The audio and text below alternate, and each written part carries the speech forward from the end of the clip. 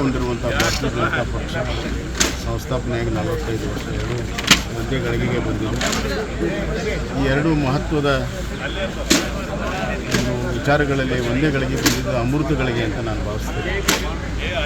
ನಾವು ಇವತ್ತು ಮತ್ತೆ ಸಂಕಲ್ಪ ಮಾಡಿದ್ದೇವೆ, ಏನು ನಮ್ಮ ಹಿರಿಯರು ಕಟ್ಟಿದ್ದಾರೆ ಭಾರತೀಯ ಜನತಾ ಪಕ್ಷ, ಆ ಧ್ಯೇಯ ಉದ್ದೇಶಗಳಿಗೆ ಆದರ್ಶಗಳಿಗೆ ಅನುಗುಣವಾಗಿ ಒಂದು ಸಮಾಜವನ್ನು ನಿರ್ಮಾಣ ಮಾಡಬೇಕು, ದೇಶವನ್ನು ನಿರ್ಮಾಣ ಮಾಡಬೇಕು ಅನ್ನುವಂಥ ಸಂಕಲ್ಪದೊಂದಿಗೆ ನಾವು ಇವತ್ತಿನ ಆಚರಣೆಯನ್ನು ಮಾಡ್ತೇವೆ. ನಮ್ಮ ಕಾರ್ಯಕರ್ತರಲ್ಲಿ ಒಂದು ಹೊಸ ಗ್ರೂಪ್ ಹುಮ್ಮಸ್ಸು ಇವತ್ತು ಬಂದಿದೆ.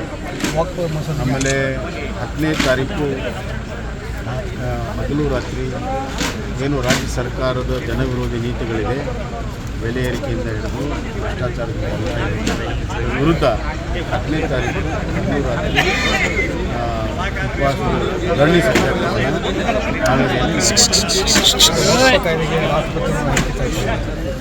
ಸಹಜವಾಗಿ ಅಂದರೆ ವಾಕಿನ ಸಂಪೂರ್ಣವಾಗಿ ರೂಲ್ಸ್ ಎಲ್ಲ ಬಂದಾಗ ಒಂದು ಮಾತನ್ನು ಹೇಳ್ತೀನಿ,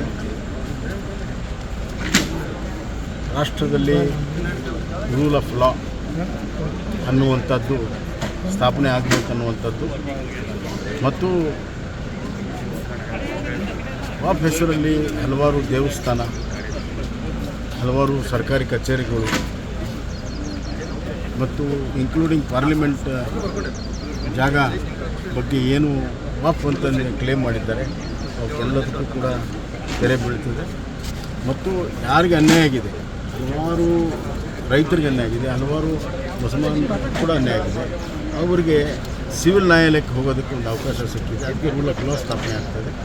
ಬರುವಂಥ ದಿನಗಳಲ್ಲಿ ಎಲ್ಲರಿಗೂ ಸರಿಸಮಾನವಾಗಿ ಹಕ್ಕುಗಳ ಪ್ರತಿಭಟಿಸಲಿಕ್ಕೆ ನ್ಯಾಯ ಕೊಡೋ ಸಲುವಾಗಿ ಈ ಒಂದು ಏನು ನಿರ್ಣಯ ಆಗಿದೆ ಅದು ಜಾರಿಯಾದಾಗ ಸಂಪೂರ್ಣ ಎಲ್ಲರೂ ಕೂಡ ಅದರ ಅನುಭವ.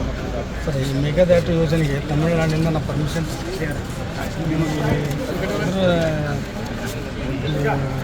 ಕಳಸಾ ಬಂಡೂರು ಕೇಂದ್ರದಿಂದ ಕೊಡ್ತಾರೆ. ಎತ್ತಿನ ಹೊಳೆ ಯೋಜನೆ ಕೇಂದ್ರ ಈಗಾಗಲೇ DPR ಕೊಟ್ಟುಬಿಟ್ಟಿದೆ. ಕೇಂದ್ರ ಈಗಾಗಲೇ ಅನುಮತಿ ಕೊಟ್ಟುಬಿಟ್ಟಿದೆ ಕಳಸಾ ಬಂಡೂರಿಗೆ.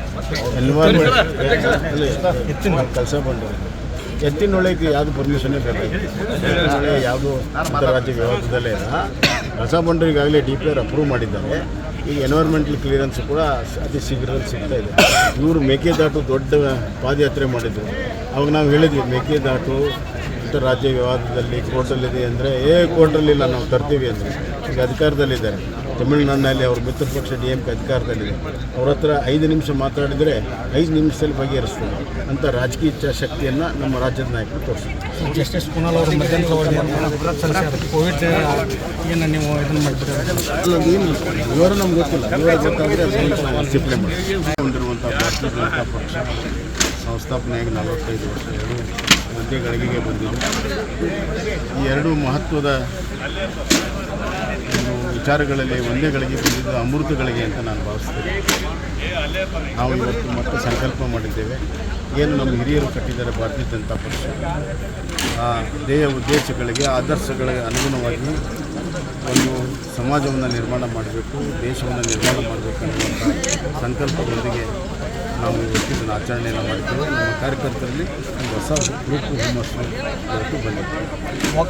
ಆಮೇಲೆ 10ನೇ ತಾರೀಕು ಹಗಲು ರಾತ್ರಿ ಏನು ರಾಜ್ಯ ಸರ್ಕಾರದ ಜನವಿರೋಧಿ ನೀತಿಗಳಿದೆ, ಬೆಲೆ ಏರಿಕೆಯಿಂದ ಹಿಡಿದು ಭ್ರಷ್ಟಾಚಾರದ ವಿರುದ್ಧ 10ನೇ ತಾರೀಕು ಹಗಲು ರಾತ್ರಿ ಉಪವಾಸ ಧರಣಿ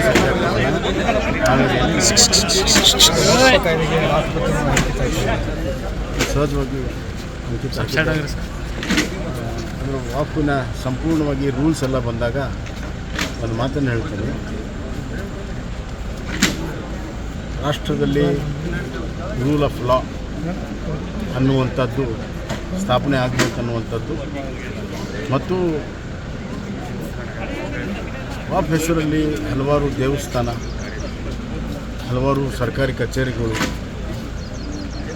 ಮತ್ತು ಇನ್ಕ್ಲೂಡಿಂಗ್ ಪಾರ್ಲಿಮೆಂಟ್ ಜಾಗ ಬಗ್ಗೆ ಏನು ವಾಪ್ ಅಂತ ಕ್ಲೇಮ್ ಮಾಡಿದ್ದಾರೆ ಅವಕ್ಕೆಲ್ಲದಕ್ಕೂ ಕೂಡ ತೆರೆ ಬೀಳ್ತದೆ.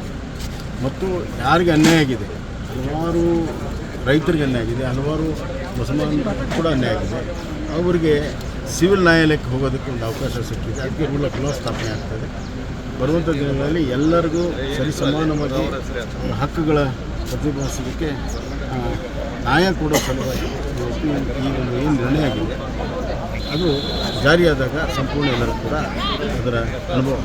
ಸರ್, ಈ ಮೇಘದಾಟು ಯೋಜನೆಗೆ ತಮಿಳುನಾಡಿನಿಂದ ನಾವು ಪರ್ಮಿಷನ್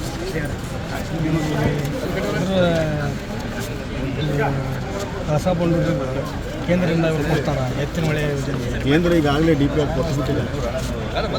ಕೇಂದ್ರ ಈಗಾಗಲೇ ಅನುಮತಿ ಕೊಟ್ಟುಬಿಟ್ಟಿದೆ ಕಳಸಾ ಬಂಡೂರಿಗೆ. ಎತ್ತಿನ ಕಳಸಾ ಬಂಡೂರಿಗೆ ಎತ್ತಿನ ಹೊಳೆಗೆ ಯಾವುದು ಪರ್ಮಿಷನ್ನೇ ಬೇಕಾಗಿದೆ. ಯಾವುದು ಅಂತಾರಾಜ್ಯ ವ್ಯವಹಾರದಲ್ಲೇ ಇಲ್ಲ. ಕಳಸಾ ಬಂಡೂರು ಈಗಾಗಲೇ DPR ಅಪ್ರೂವ್ ಮಾಡಿದ್ದಾರೆ. ಈಗ ಎನ್ವೈರ್ಮೆಂಟಲ್ ಕ್ಲಿಯರೆನ್ಸ್ ಕೂಡ ಅತಿ ಶೀಘ್ರದಲ್ಲಿ ಸಿಗ್ತಾ ಇದೆ. ಇವರು ಮೇಕೆದಾಟು ದೊಡ್ಡ ಪಾದಯಾತ್ರೆ ಮಾಡಿದರು. ಅವಾಗ ನಾವು ಹೇಳಿದ್ವಿ ಮೇಕೆದಾಟು ರಾಜ್ಯ ವಿವಾದದಲ್ಲಿ ಕೋರ್ಟಲ್ಲಿದೆ ಅಂದರೆ ಕೋರ್ಟಲ್ಲಿಲ್ಲ ನಾವು ತರ್ತೀವಿ ಅಂದರೆ. ಈಗ ಅಧಿಕಾರದಲ್ಲಿದ್ದಾರೆ ತಮಿಳುನಾಡಿನಲ್ಲಿ. ಅವ್ರ ಮಿತ್ರ ಪಕ್ಷ DMK ಅಧಿಕಾರದಲ್ಲಿದೆ.